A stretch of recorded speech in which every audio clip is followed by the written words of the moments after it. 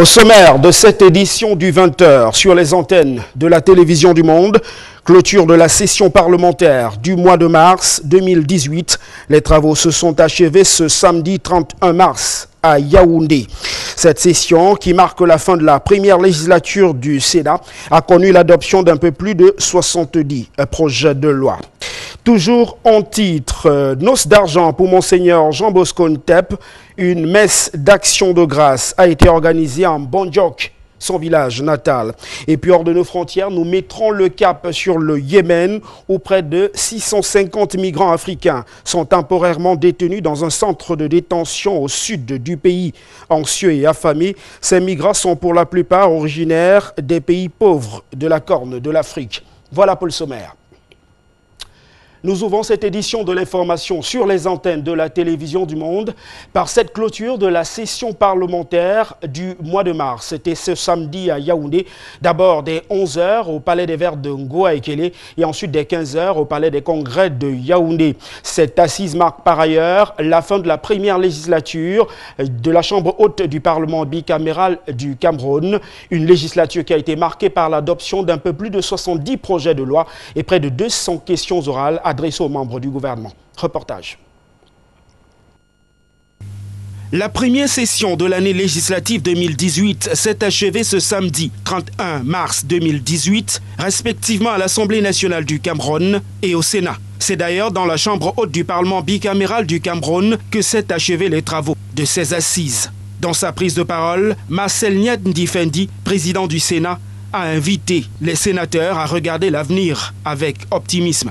Cette session marque pourtant la fin de la première législature du Sénat au Cameroun. Une législature qui aura été marquée par l'adoption de 76 projets de loi et 200 questions orales adressées aux membres du gouvernement. Cette première session ordinaire a également permis au président du Sénat de saluer les avancées observées ces derniers mois. En l'occurrence, la mise sur pied du Conseil constitutionnel qui permet le parachèvement de l'architecture institutionnelle de l'État et l'éclatement du ministère en charge de l'administration territoriale et de la décentralisation en deux entités autonomes.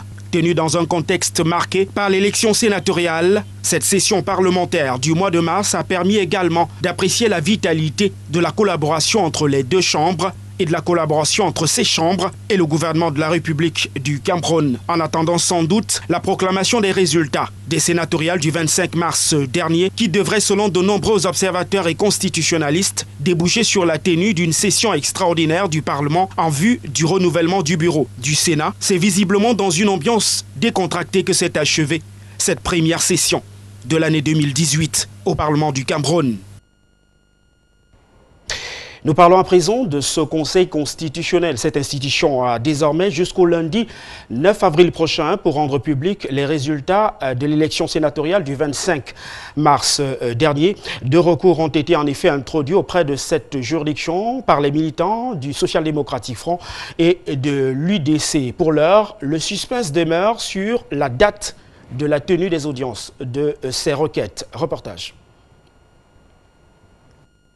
Clément Atangana, le président du Conseil constitutionnel, doit proclamer au plus tard le lundi 9 mars 2018 les résultats des élections sénatoriales du dimanche 25 mars 2018. Mais avant cette date, Clément Atangana et ses pairs vont librement fixer la date de l'audience de règlement du contentieux post-électoral.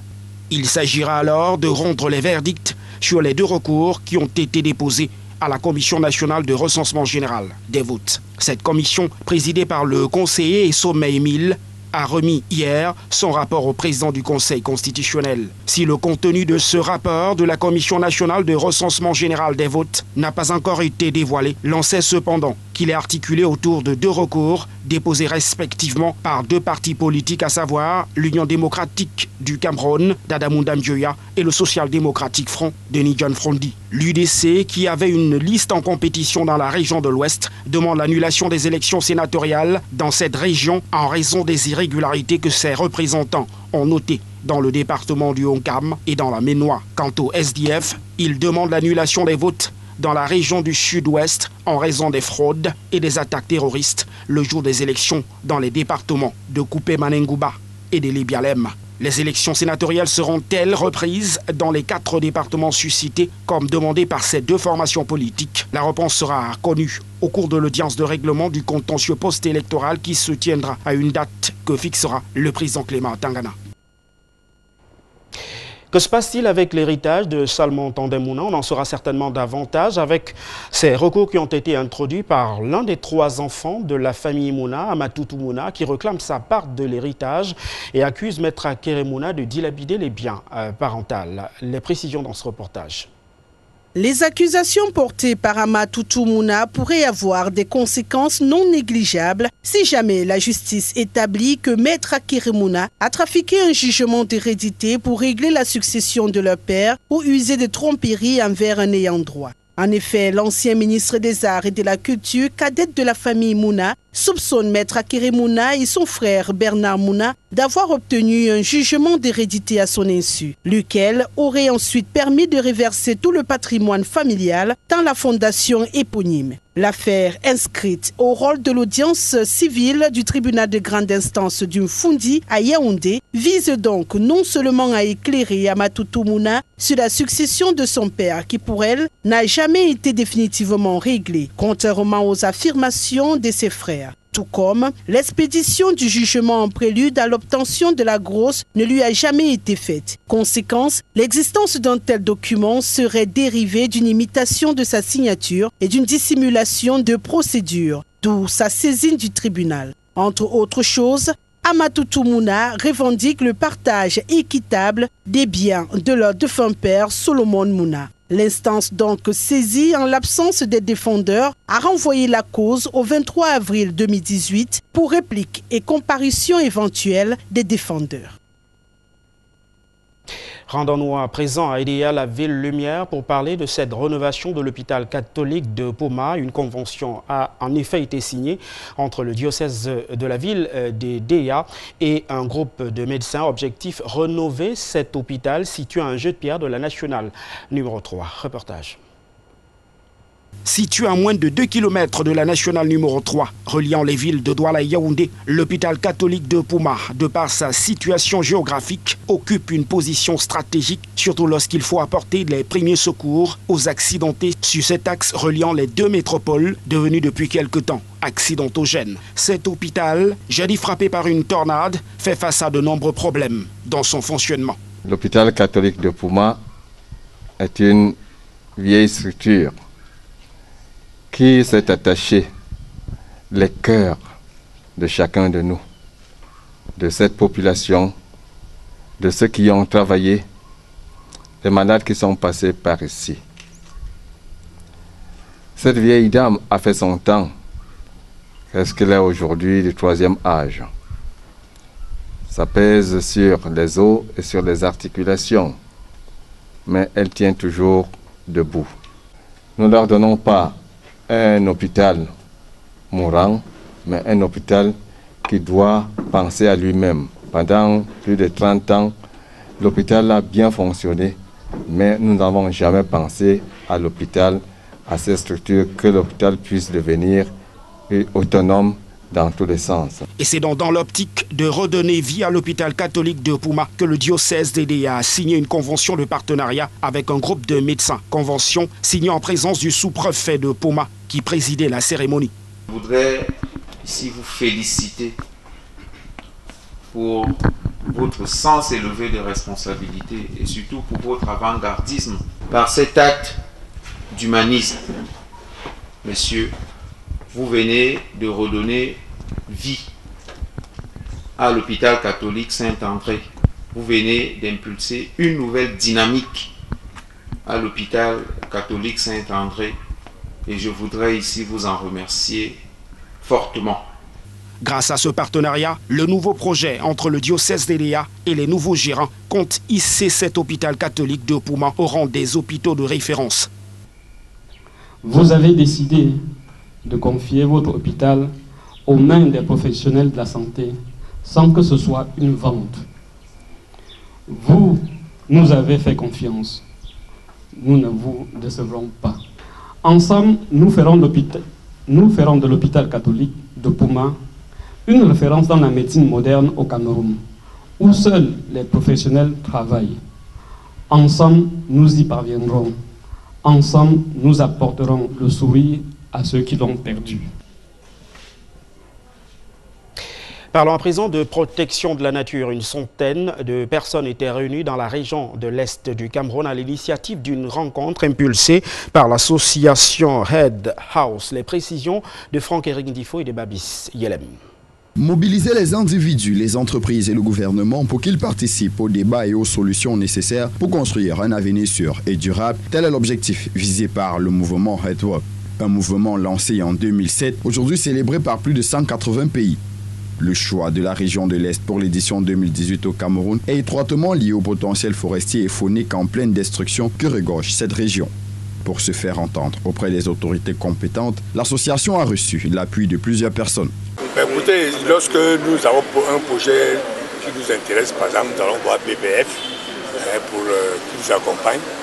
Et lorsque BBF a un programme comme celui de ce matin, nous les accompagnons pour qu'ensemble nous puissions mettre tout le monde d'accord, sensibiliser tout le monde, parce que ce qui arrive là était dangereux pour l'Afrique, pour nos pays. Au cours d'un plaidoyer dans la salle de réunion des services du gouverneur de l'Est, les porteurs du mouvement Health Hour ont tenté de convaincre les autorités à travers des exposés et projections. Notre sentiment est bon parce qu'il s'agissait là d'un atelier de sensibilisation. Et les expériences sous d'autres cieux partout ailleurs ont prouvé que quand on a l'intention de mener une bonne activité, il faudrait d'abord passer par la sensibilisation. 4 axes majeurs. Le premier concerne la protection des forêts, parce que, comme vous le savez, le Cameroun, c'est l'Afrique en miniature. Le deuxième axe concerne la biodiversité, vue sous l'angle de l'agriculture, également de tout ce que nous pouvons voir, le bien-être des communautés. Et puis, nous avons un axe, bien sûr, qui concerne air protégée et faune. Et c'est un axe très important qui nous concerne au niveau du Cameroun. Il y a enfin un axe qui concerne les communautés, les populations, le bien-être et les droits de l'homme. À travers ces 4 axes, nous devons également travailler pour pouvoir travailler au niveau mondial, au niveau stratégique, ce que nous appelons les practices. Par la suite, une troisième activité, notamment un match de football, une marche sportive dans les artères, des sketchs, jeux concours et une séance de plantation symbolique des arbres est venue clôturer les activités marquant l'édition 2018 du Heft Award à Bertois. Une nouvelle en économie dans cette édition de l'information. L'huile de palme est une denrée prisée par de nombreux ménages et l'État entend subventionner l'importation de cette denrée alimentaire pour faire face à la demande. L'on parle d'une mobilisation de plusieurs milliards de francs CFA. Plus de précisions dans ce reportage. Le gouvernement camerounais a autorisé pour le compte de cette année 2018 des importations d'huile de palme brute d'un volume global de 100 000 tonnes afin de garantir l'approvisionnement des industries de raffinage de sources proches, l'association des raffineurs des oléagineux du Cameroun. Ce volume est de 4 000 tonnes supérieur aux 96 tonnes autorisées en 2017. Selon les opérateurs de la filière, ces importations visent à combler un déficit structurel qui, après avoir longtemps cumulé à 100 000 tonnes, atteint désormais 113 000 tonnes par an. Ceci apprend-on à cause de l'accélération des investissements par les raffineurs, alors que la production locale, elle, stagne. En plus d'une production insuffisante, les raffineurs accusent la société camerounaise de Palmeraie, le leader de la production nationale, de manœuvrer au détriment de leurs intérêts. Allégation battue d'un revers de la main par ce leader. En attendant de faire toute la lumière sur ces accusations qui jettent l'opprobre sur la Socapalm, allégation non fondée selon les responsables de cette entité. Cette autorisation est la traduction réelle de la dépendance du Cameroun vis-à-vis de l'extérieur pour s'assurer que sa population ne manque pas de denrées alimentaires. Une réalité qui traduit à suffisance le faible impact du secteur secondaire dans le développement de notre économie. En religion, parlons à présent de ces noces d'argent de Monseigneur Jean Bosco Ntep, évêque du diocèse d'Edéa. Une célébration de son épiscopat qui a fait l'objet d'une messe d'action de grâce dans son village national en Bonjok. Plus de précisions dans cet élément. C'est dans la joie et l'allégresse que la communauté chrétienne s'est joint à Monseigneur Jean Bosco Ntep, actuel évêque du diocèse d'Edéa, pour célébrer les 25 ans d'épiscopat de ce prélat. Une célébration qui a fait l'objet d'une messe d'action de grâce organisée au village du Prola, en Bondjok, dans le Nion-Ikeli. Ça a été une épreuve nouvelle pour moi. C'est vrai, je suis un vieux prêtre de 18 ans, mais je n'avais jamais organisé un événement de cette ampleur. Bien sûr, en collaboration avec le comité d'organisation des DEA et tous les paroissiens. Donc je n'ai fait que être coordinateur et témoin. Ça a été une épreuve exaltante, mais nous sommes fiers de l'avoir organisé, voilà, de l'avoir fait. Au cours de l'Eucharistie, familles, amis et connaissances ont tenu par leur présence à témoigner leur amour à Monseigneur Jean Bosco Ntep. Je ne peux pas lui donner un conseil, je crois qu'il a toujours bien fait, il faut continuer à bien faire, il a toujours très bien fait. Il a toujours été disponible, je crois que c'est ce qu'on demande à un bon pasteur, c'est-à-dire être à côté de ses serviteurs, être à côté de ses brebis.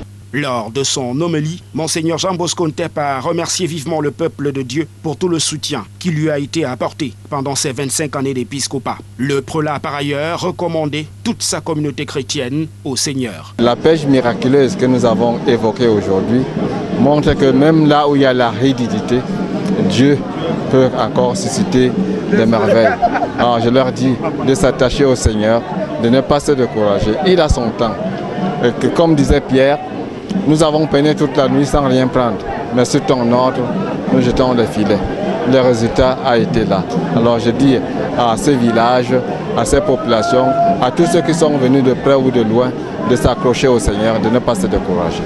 Né le 3 avril 1951 à Ikwamaem, dans la région du Centre, Monseigneur Jean Bosco Ntep a été ordonné prêtre en 1979. Il est alors le premier évêque du diocèse des Eka, créé le 14 de la même période. Depuis le 15 octobre 2004, il est l'évêque du diocèse d'Edea. Il remplaçait ainsi Monseigneur Victor Tonier Bakot, nommé alors archevêque de Yaoundé. Des nouvelles hors de nos frontières, mettons le cap au Yémen, où près de 650 migrants africains sont temporairement détenus dans un centre de détention au sud du pays. Anxieux et affamés, ces migrants sont pour la plupart originaires des pays pauvres de la Corne de l'Afrique. Africa News.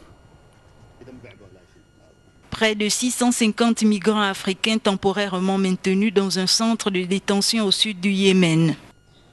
Les conditions de détention dans ces centres sont alarmantes. Il y a quelques jours, les autorités ont cessé de distribuer de la nourriture et des fournitures de base à ces migrants.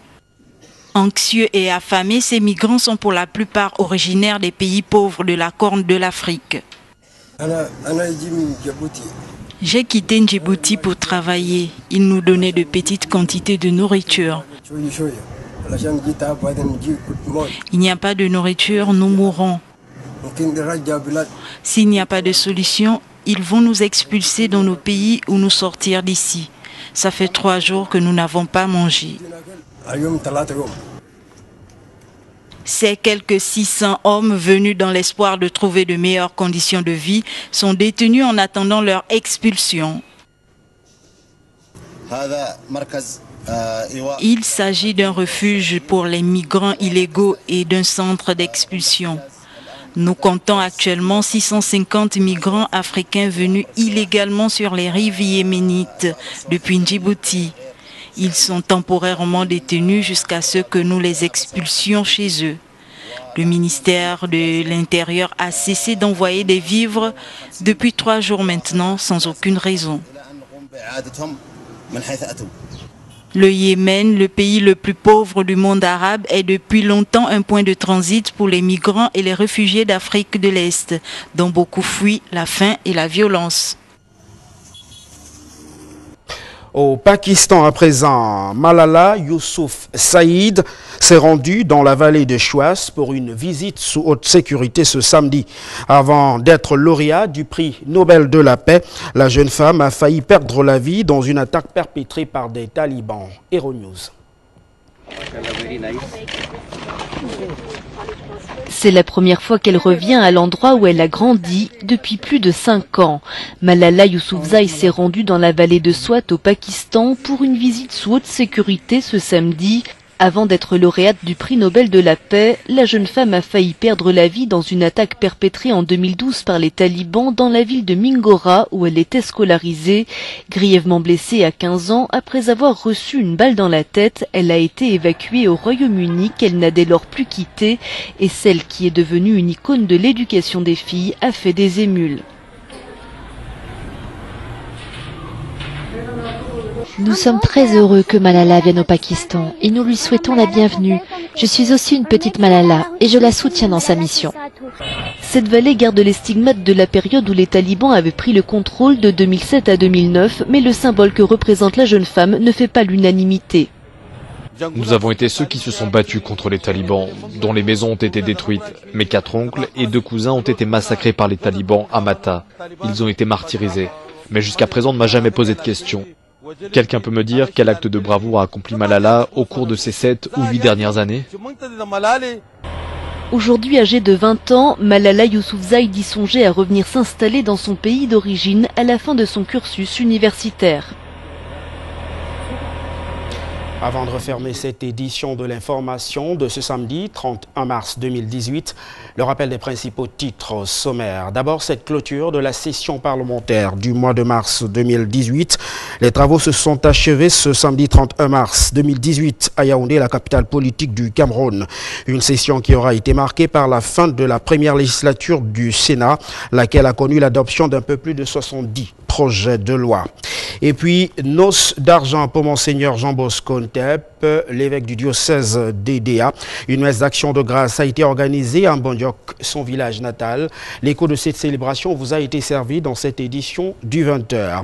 Et puis au Yémen, hors de nos frontières, près de 650 migrants africains sont temporairement détenus dans un centre de détention au sud du pays. Anxieux et affamés, ces migrants sont pour la plupart originaires des pays pauvres de la Corne de l'Afrique. C'est tout pour cette édition de l'information du 20h sur nos antennes. Merci de nous avoir accordé votre attention. Nos programmes se poursuivent. Bonne soirée à tous.